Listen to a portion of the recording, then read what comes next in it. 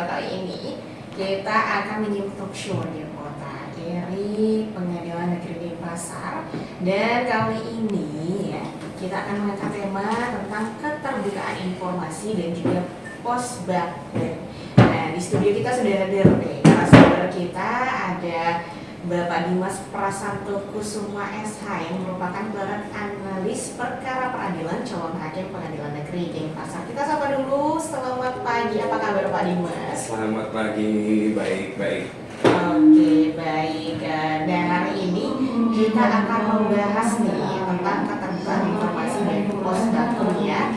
Pak Dimas, tapi sebelum jauh dulu, mungkin warga kota banyak yang belum tahu nih sebenarnya apa sih arti keterbukaan informasi ini sendiri. Silakan Pak Dimas. Iya, makasih Pak. Iya. Dari pengertian keterbukaan informasi sendiri itu merupakan kewajiban pemerintah sebenarnya Pak, untuk memberikan akses yang cukup kepada masyarakat untuk memperoleh informasi yang diperlukan. Definisinya ya. Nah, kalau boleh tahu nih, informasi apa aja sih yang wajib untuk digunakan secara berkala gitu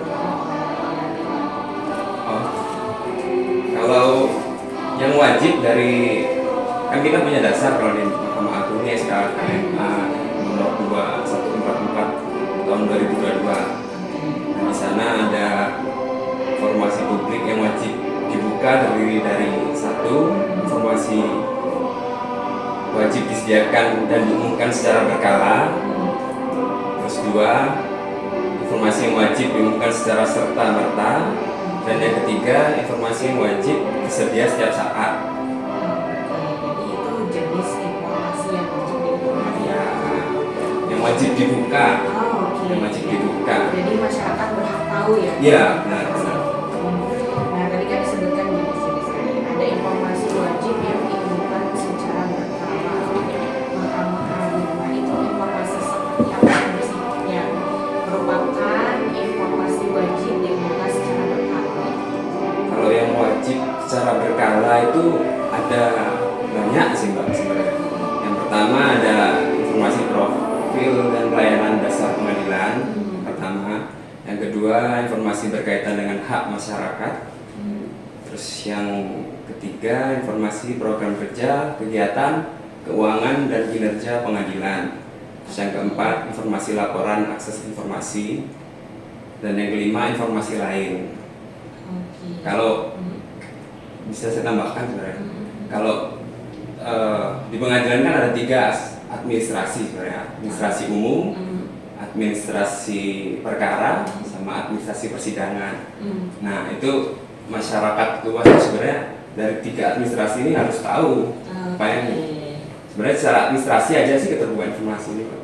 Oke, baik. Jadi itu ya tadi disebutkan oleh Pak Dimas ya. Nah, kemudian itu yang secara berkala ya. Kalau yang setiap saat dapat diakses oleh publik ini informasi seperti apa saja Pak Dimas? Setiap saat itu ada informasi umum, informasi tentang perkara dan persidangan. Nah ini yang tadi saya bilang dari administrasi perkara dan administrasi persidangan. Terus yang C, informasi tentang pengawasan dan pendisiplinan. Terus yang keempat, informasi tentang peraturan, kebijakan dan hasil penelitian. Terus yang kelima, informasi tentang organisasi, administrasi kepegawaian dan keuangan. Ini yang penting sebenarnya. Oke, baik, itu yang bisa diakses setiap saat ya. Iya. Nah, kemudian itu kan tadi disebutkan informasi yang boleh diakses atau bisa diakses oleh masyarakat. Ada nggak sih informasi yang memang tidak dapat disampaikan ke publik, itu informasi yang seperti apa sih Pak? Ada informasi yang dikecualikan, tapi tidak tertutup secara absolut ya Mbak. Jadi bisa sebenarnya pemohon informasi mengajukan permohonan kepada pengadilan untuk memperoleh informasi tersebut, tapi nanti ada uji konsekuensi dari pejabat. Ya, jadi biar tepat guna dan tepat sasaran sebenarnya, tidak istilahnya untuk mencegah penyalahgunaan informasi itu. Jadi bisa diakses asal sesuai dengan prosedurnya. Informasi seperti apa saja itu, Pak Dimas, kalau boleh tahu? Ya, kalau yang dikecualikan nih Mbak ya, yang pertama itu informasi yang apabila dibuka diberikan kepada pemohon dapat menghambat proses penegakan hukum. Oke. Ini sebenarnya lebih ke alasan-alasan penolakan PPID terhadap pemohon informasi, biar enggak semua informasi itu dibuka belak-belakan enggak. Terus yang kedua ini ada informasi yang apabila dibuka dan diberikan kepada pemohon dapat mengganggu kepentingan perlindungan hak atas kekayaan intelektual dan perlindungan dari persaingan usaha yang tidak sehat. Terus yang ketiga ada informasi yang apabila dibuka dapat membahayakan pertahanan dan keamanan negara. Itu juga yang keempat, informasi yang apabila dibuka dapat mengungkapkan kekayaan alam Indonesia. Yang kelima, informasi yang apabila dibuka dapat merugikan ketahanan ekonomi nasional. Yang keenam, informasi yang apabila dibuka dapat merugikan kepentingan hubungan luar negeri. Terus yang ketujuh, informasi yang apabila diberikan kepada pemohon dapat mengungkapkan isi akta otentik yang bersifat pribadi. Dan kemauan terakhir ataupun wasiat seseorang, itu yang termasuk informasi dikecualikan juga. Banyak sebenarnya Pak, kalau dibahas satu persatu panjang. Baik. Jadi seperti itulah gambaran lingkupnya ya, informasi yang tidak secara gamblang bisa didapatkan. Iya, harus ada uji konsekuensi dari pejabat pengelola informasi dan dokumentasi. Yang di pengadilan ini dijabat oleh Panitra Muda Hukum kalau sesuai SKKMA yang terbaru nih. Lalu atasan PPID-nya ada Sekretaris Pengadilan Negeri. Lalu di atasan PPID ini ada juga Dewan Pertimbangan, yaitu pimpinan pengadilan dan panitra pengadilan. Jadi bertahap itu penyetujuannya ya. Jadi untuk berkas yang diajukan ini ketika ingin meminta data-data tersebut melalui jalur tadi ya. Gini prosesnya kalau untuk memperoleh permohonan informasi ya. Kalau di pengadilan negeri ini kan kita masih bangun secara elektronik ya, namanya LID, layanan informasi dan dokumentasi. Nah ini saat ini pengadilan negeri Denpasar masih membangun itu. Nah kalau untuk secara offline-nya bisa datang ke PTSP. Nah, di meja informasi nanti dari tugas meja informasi ini teruskan ke PPID, yaitu Panmut Hukum, Panitra Muda Hukum. Nanti dari Panitra Muda Hukum meminta pertimbangan kepada atasan PPID, nanti atasan PPID meminta pertimbangan kepada Dewan Pertimbangan. Dan tidak semua informasi juga sih kalau yang sampai ke Dewan Pertimbangan itu tidak semua informasi aja, informasi yang menjadi atensi dari masyarakat aja, menjadi informasi-informasi yang menjadi perhatian publik aja, yang sampai ke Dewan Pertimbangan, sampai pimpinan pengadilan negeri dan panitra itu. Baik, jadi seperti itu ya. Nah kalau prosesnya itu biasanya berapa lama sih sampai mendapatkan proof ini bahwa informasi itu bisa didapatkan? Kalau dari dasar hukumnya ya, instruksinya SKKMA 2144 ini 30 hari maksimal dari pengajuan informasi maksimal ya, berarti bisa kurang dari itu ya? Bisa kurang dari itu, tergantung seberapa urgentnya ini informasi. Tapi untuk penolakan juga ada ya berarti ya? Ada. Jadi biasanya apa? Tenang, kalau ada penolakan kita bisa ada upaya hukum kok. Ada upaya hukum, yang pertama bisa mengajukan keberatan kepada atasan BPID, yakni sekretaris.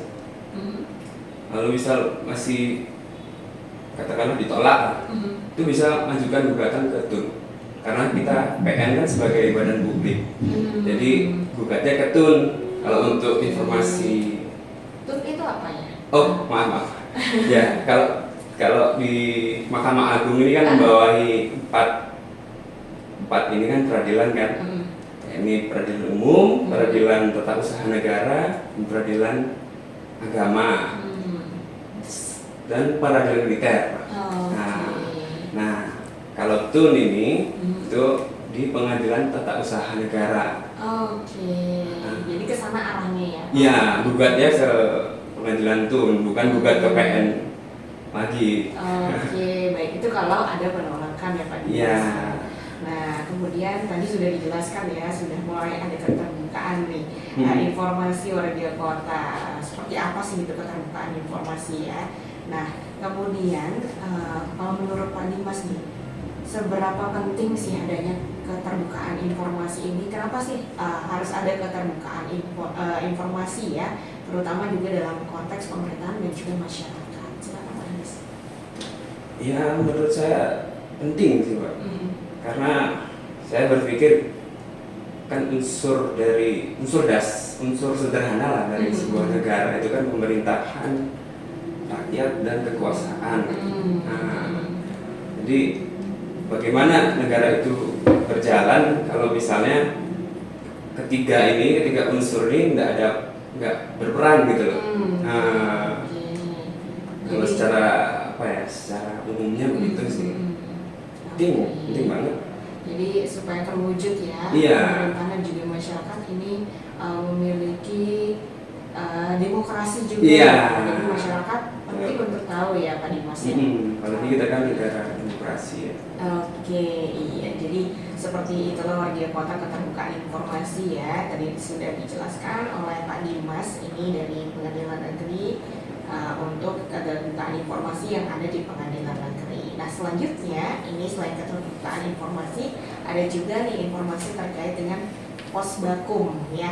Tapi akan kita bahas nanti. Jadi warga kota jangan kemana-mana dulu, tetap stay tune bersama kami di 92,6 FM Radio Publik Kota Denpasar. Pendengar PKDA warga kota, selamat pagi ya. Masih dengan talk show keterbukaan informasi dan Posbakum dari Pengadilan Negeri Denpasar.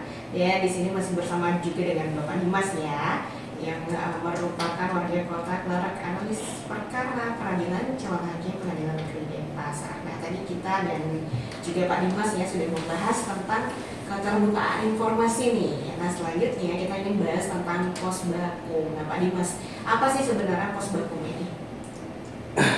Ya, makasih Mbak. Jadi sejalan dengan informasi yang berkaitan dengan hak masyarakat, para pencari keadilan yang berperkara di pengadilan serta masyarakat luas memiliki hak atas terselenggaranya proses peradilan yang jujur dan adil sebenarnya. Oleh karenanya maka Pengadilan Negeri Denpasar menyediakan pos bantuan hukum untuk masyarakat mencari keadilan. Jadi di Posbakum itu bisa kan advokat diperbantukan di Posbakum PN Denpasar, itu bisa memberikan layanan secara cuma-cuma, yaitu prodeo bisa. Terus mau tanya-tanya tentang gugatan, terus tentang permasalahan, bisa langsung ke Posbakum PN Denpasar. Itu sih kalau fungsinya. Jadi Posbakum ini pos layanan hukum ya, yang membantu masyarakat untuk konsultasi lah ya, yang masih bingung untuk perkaranya, langsung ke Posbakum. Jalannya gimana sih perkaranya? Kan langsung datang aja ke Posbakum. Berarti Posbakum ini ada langsung di pengadilan negerinya ya? Ada langsung di pengadilan negeri Denpasar kelas 1A. Jadi seperti itu peran Posbakum ya. Kalau warga kota misalnya ada yang punya perkara kemudian bingung. Biasanya kan begitu kan, orang yang ya dianggap awam tentang hukum kan bingung. Kalau ada permasalahan ini gimana sih langkahnya? Langsung tanya aja ke Posbakum. Lebih baiknya tanya langsung emang daripada tanya kesana kemari malah makin bingung ya. Makin bingung dan ternyata salah juga. Salah juga.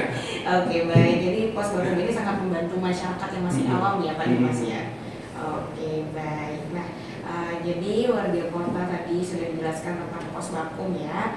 Nah, keterbukaan informasi juga bisa diakses oleh masyarakat kita nih. Tapi ada nggak sih akses nih untuk itu kan tadi untuk warga negara Indonesia ya, akses informasinya. Kalau yang membutuhkan informasi ini ternyata adalah warga negara asing, gimana Pak Dimas? Nah, ini hebatnya Mahkamah Agung ya. Saya sangat bangga jadi warga Mahkamah Agung karena selangkah lebih maju dari undang-undang ya. Contohnya di SKKMA 2144 ini kan sudah mengakomodir bahwa pemohon informasi itu bisa dari warga negara asing. Jadi ini belum di undang-undang belum mengatur ini, tapi Mahkamah Agung udah visioner melihat bahwa pengguna layanan pengadilan ini tidak cuma warga negara Indonesia aja. Jadi sudah bisa ya dikatakan melalui Mahkamah Agung tadi. Gimana? Kalau untuk aksesnya ini berarti sudah ada prakteknya nih kalau warga negara asing yang sudah membuka informasi. Istilahnya sudah ada payung hukumnya lah. Mahkamah Agung itu selangkah lebih maju. Dan juga Mahkamah Agung ini sebenarnya kalau ditarik mundur tuh sudah ada tahun 2007 payung hukum tentang keterbukaan informasi. Sedangkan undang-undang keterbukaan informasi itu tahun 2008. Jadi Mahkamah Agung ini sudah gerak duluan sebagai pelopor lah, instansi pelopor lah. Hebatnya Mahkamah Agung. Keadaan dulu ya. Baik, jadi kalau untuk warga negara asing sudah ada payung hukumnya sendiri ya. Nah, jadi sudah komplit ya selain warga negara Indonesia, warga negara asing juga bisa untuk mendapatkan keterbukaan informasi tadi. Baik, nah kalau keterbukaan informasi ini, kondisi seperti apa sih bisa dibilang kalau keterbukaan informasi ini sudah berhasil gitu Pak Dimas? Ya, kalau di Mahkamah Agung sendiri secara internal tuh memang ada reward ya kalau untuk satuan-satuan kerja yang dinilai keterbukaan informasinya hebat. Nah, tapi kalau di Pengadilan Negeri Pasar tolak ukurnya ada pada tidak ada laporan tentang informasi yang sangat tertutup, misal atau bisa jadi tidak ada gugatan dari pemohon informasi. Itu merupakan tolak ukur keberhasilan keterbukaan informasi di Pengadilan Negeri Denpasar. Jadi kalau selama sudah tidak ada laporan yang masuk atau gugatan ya terkait keterbukaan informasi, artinya sudah aman dan sudah efektif ya? Iya, bisa jadi sudah aman dan efektif. Antara dua aja sih Pak, bisa aman sama efektif atau memang masyarakatnya emang yang belum tahu kalau ada ini ya, belum tahu kalau ada mekanisme ini. Jadi sangat saya apresiasi gitu, Radio Publik Kota Denpasar ini bisa membahas topik ini. Jadi masyarakat luas tuh bisa lebih tahu. Baik, jadi memang ya kalau keterbukaan informasi ini warga kota penting sekali untuk tahu ya Mas ya, dan juga adanya Posbakum yang bisa membantu tadi berkonsultasi, misalnya baru punya perkara tidak tahu harus kemana ya. Jadi seperti itulah warga kota, keterbukaan informasi dan juga Posbakum. Nah, terakhir nih Pak Dimas untuk closing statement-nya ya, bagaimana sih harapannya dengan adanya keterbukaan informasi dan juga Posbakum ini, terutama juga untuk masyarakat? Ya, mungkin closing statement dari saya, kekuatan atau kewenangan tanpa diimbangi semangat akuntabilitas berakibat koruptif. Jadi ada sistem yang korup. Jadi Mahkamah Agung harus lebih menguatkan akuntabilitasnya. Dan kewenangan sudah besar Mahkamah Agung. Jadi harus ditingkatkan semangat akuntabilitasnya ini melalui keterbukaan informasi salah satunya. Mari membangun bersama Mahkamah Agung menjadi badan peradilan yang agung. Baik, luar biasa ya. Semoga Mahkamah Agung bisa terus ya untuk mewujudkan ini peradilan ya, dan juga keterbukaan informasi untuk masyarakat ya. Baik, terima kasih Pak Dimas sudah hadir kali ini juga memberikan informasi dan wawasan baru untuk warga kota ya terkait dengan keterbukaan informasi dan juga Posbakum yang juga ada di Pengadilan Negeri Denpasar ya. Kota yang masih bingung dengan kasus hukumnya atau perkaranya bisa berkonsultasi ke Pos Bakum tadi ya. Dan warga Kota demikian tadi proses kita terkait dengan keterbukaan informasi dan juga Pos Bakum. Jadi jangan kemana-mana dulu karena kita akan masih temani Anda warga Kota sampai di jam 10 pagi nanti. Tetap stay tune di 92,6 FM Radio Publik Kota Denpasar.